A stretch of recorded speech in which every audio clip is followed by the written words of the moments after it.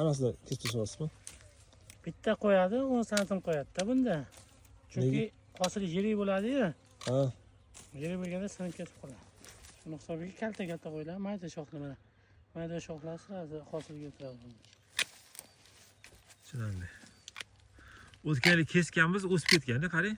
O'sadi, mana shunday bo'lib o'sadi-da bu. O'sadi, kaltalasa o'sadi. Mana hosil kurtakka aylanib qolaveradi. Chunki bizda tajriba bog'imizdagi har xil slivalar, har xil shoftolilar, letanish kaltaroq kesadi. O'riklar, bodomlar, anjirlar. Antitradan kelgan anjirlarim bor. Annom pistalar, sufon o'riklar. Hop, bu yerda mana har xil o'rik.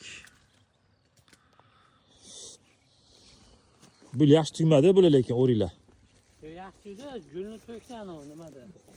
Yaxshi tugmadi, demoqchiman, shu to'g'ri kelib, shunga to'g'ri kelib qoldi. Suxonlarda ham kam bo'ldi. Yomg'ir o'tib ko'rasiz-da. Bu yoq endi shoftolga ketgan. Bizning tajriba bog'imiz.